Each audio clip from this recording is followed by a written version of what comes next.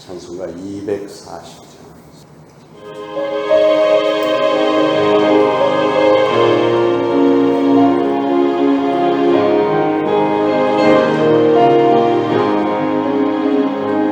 주가 맡긴 모든 역사 힘을 다해 마치고 밝고 밝은 그 아침을 맞을 때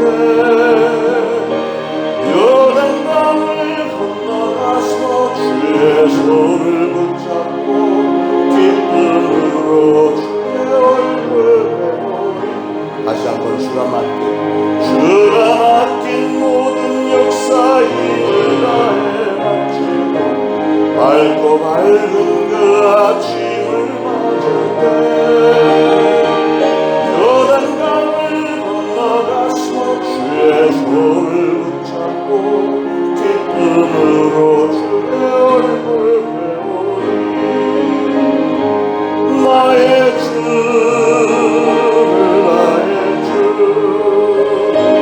내가 그의 곁에 서서 외우며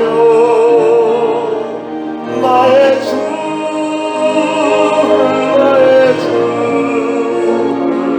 손에 못 잡고 알겠네. 하늘 날아 올라가서 주님 앞에 절하고 온유하신 그 얼굴을 배울 때 있을 곳을 예비하신 주신 사랑 고마워 나의 주께 기쁜 찬송 드리리 나의 주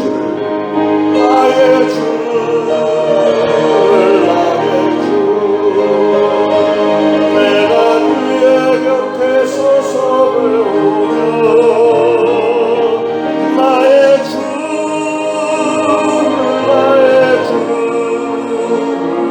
손에 못 잡고 끌고 알겠네.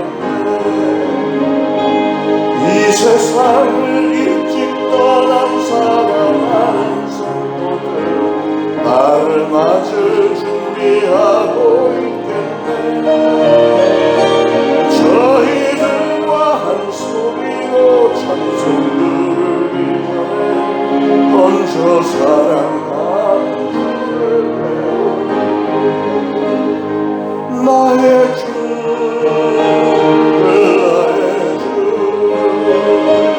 내가 그의 곁에 서서 배우며 나의 주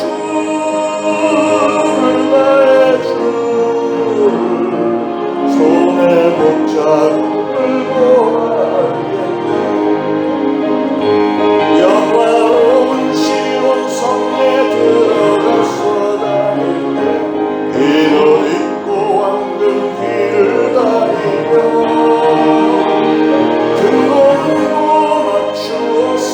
새 노래를 부를 때 세상 고생 모두 잊어버리고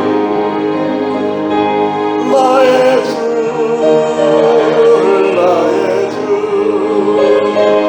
내가 그의 곁에 서서 배우며 나의 주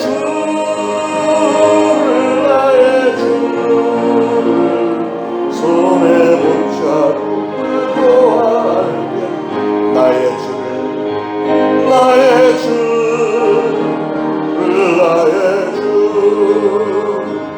내가 그의 곁에 서서 외우며 나의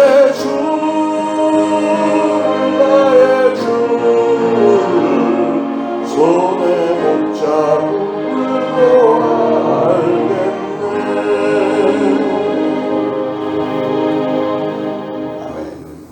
예레미야서 1장 1절부터 19절까지 여호와의 말씀이 또 내게 임하니라. 이르시되 예레미야야 네가 무엇을 보느냐 하시매 내가 대답하되 내가 살구 나무 가지를 보나이다. 여호와께서 내게 이르시되 네가 잘 보았도다. 이는 내가 내 말을 지켜 그대로 이루려 함이라 하시니라. 여호와의 말씀이 다시 내게 임하니라. 이르시되 네가 무엇을 보느냐. 대답하되 끓는 가마를 보나이다. 그 윗면이 북에서부터 기울어졌나이다 하니 여호와께서 내게 이르시되 재앙이 북방에서 일어나 이 땅의 모든 주민들에게 부어지리라. 내가 북방 왕국들의 모든 족속들을 부를 것인즉 그들이 와서 예루살렘 성문 어귀에 각기 자리를 정하고 그 사방 모든 성벽과 유다 모든 성읍들을 치리라. 여호와의 말이니라. 무리가 나를 버리고 다른 신들에게 분향하며 자기 손으로 만든 것들에 절하였은즉 내가 나의 심판을 그들에게 선고하여 그들의 모든 죄악을 징계하리라. 그러므로 너는 내 허리를 동이고 일어나 내가 내게 명령한 바를 다 그들에게 말하라. 그들 때문에 두려워하지 말라. 네가 그들 앞에서 두려움을 당하지 않게 하리라. 보라, 내가 오늘 너를 그 온 땅과 유다 왕들과 그 지도자들과 그 제사장들과 그 땅 백성 앞에 견고한 성읍 쇠기둥 놋 성벽이 되게 하였은즉 그들이 너를 치나 너를 이기지 못하리니 이는 내가 너와 함께하여 너를 구원할 것임이니라.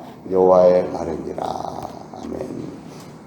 예레미야는 유다 왕조가 바벨론에 의해 멸망당하기 40년 전부터 멸망당할 때까지 선지자로서의 역할을 감당을 했습니다.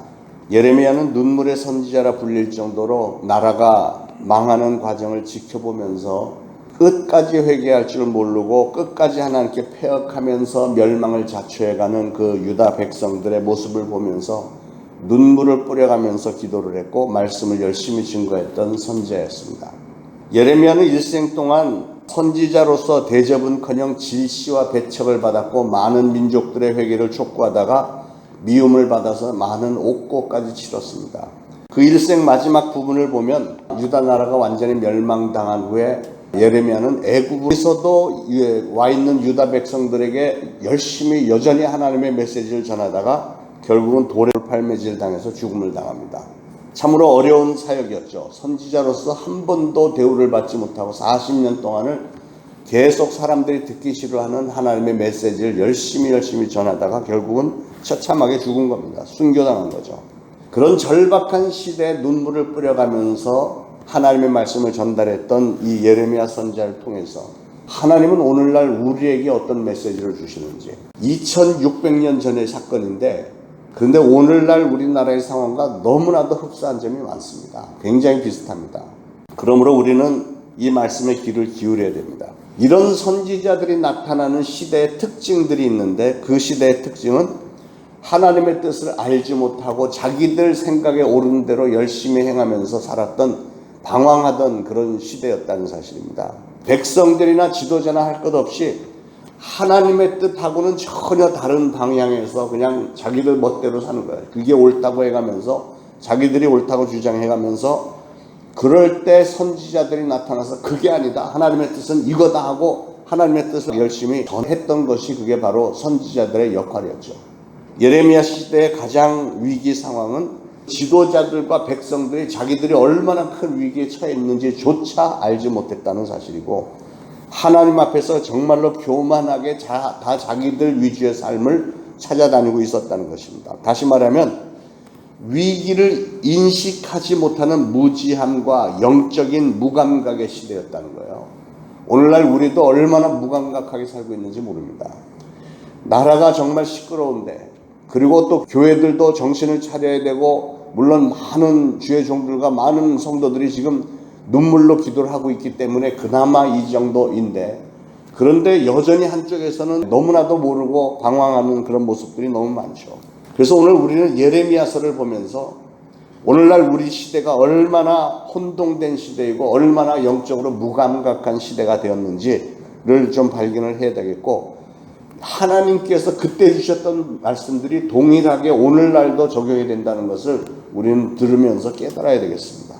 에베소서의 시대가 악하기 때문에 세월을 아끼라. 너희는 하나님의 뜻이 무엇인가를 분별하라 그랬습니다. 예레미야가 선지자로서 사역을 감당했던 그 시대는 너무나도 극심한 타락의 시대였고 결국은 하나님의 진노를 샀고 하나님의 심판의 칼날이 막 떨어지려는 그런 시대였기 때문에 그런 시대에 주의 종으로서 하나님의 메시지를 전달하기 위해서는 남달리 특별한 선택과 확고한 신앙의 결단을 필요로 하는 그런 시대였습니다.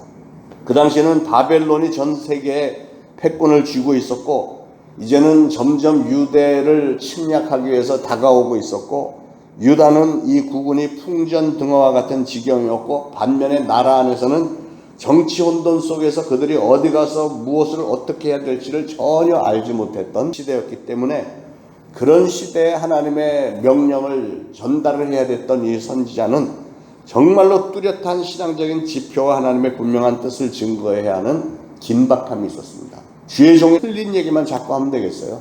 틀린 얘기를 하나도 하면 안 되죠. 하나님의 뜻은 한 번도 틀리면 안 되니까, 하나님의 메시지를 잘 전달해야 되니까 얼마나 스트레스도 많았겠습니까? 자, 하나님께서 예레미야에게 질문을 하십니다. 너는 무엇을 보고 있느냐? 이런 질문을 하셨어요. 예레미야는 환상 중에 살구나무를 보고 있습니다. 이렇게 대답을 했습니다. 살구나무의 히브리어는 마켈 샤케드라는 단어인데, 마켈 샤케드, 주의 깊게 지켜보다는 뜻입니다.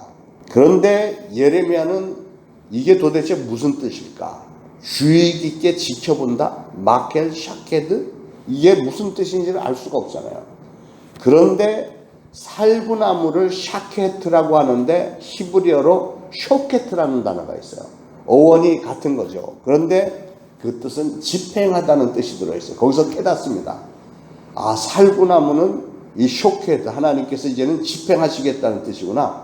무슨 말이냐면 이전부터 선지자들을 통해서 경고해왔던 말씀들, 그들이 하나님께 등을 돌리고 하나님을 섬기지 않고 우상을 섬기고 패역하고 타락한 백성이 되면 하나님께서 심판을 내리시겠다고 하신 말씀을 이제는 집행하시겠다는 뜻이구나 하는 것을 깨닫게 되는 거예요. 살구나무는 또한 겨울잠에서 제일 먼저 깨어나는 나무입니다. 북방에 얼어붙은 땅에 찬바람이 먹을 때 휑휑 너무너무 추운데, 그러다가 이제 봄이 오기 시작하면 제일 첫 번째로 봄 소식을 전해주는 게 바로 이 살구나무입니다. 그래서 살구나무, 아직도 찬바람이 여전히 남아있지만 그래도 봄이 오고 있다는 것을 가장 먼저 알려주는 그 소식을 전해주는 것이 바로 이 살구나무가 싹이 트는 거죠. 이른 봄에 가장 먼저 피는 나무인데, 그래서 멸망과 파괴의 그늘, 이 분명히 임박했지만 그러나 그 다음에는 또 소망이 있다는 것을, 봄이 온다는 것을 미리 암시해주는 그런 그 환상을 보았다는 거예요. 그게 바로 살구나무의 환상이었고, 두 번째 환상을 하나님께서 또 너는 또 무엇을 보느냐 그랬더니 끓는 가마를 봅니다. 환상 중에 끓는 가마를 보는데, 그 가마가 북쪽에서부터 기울어지고 있다. 북쪽에서부터 남쪽으로, 그러니까 북방 민족이 남쪽으로 지금 쳐들어올 것을 보고 있다는 거예요.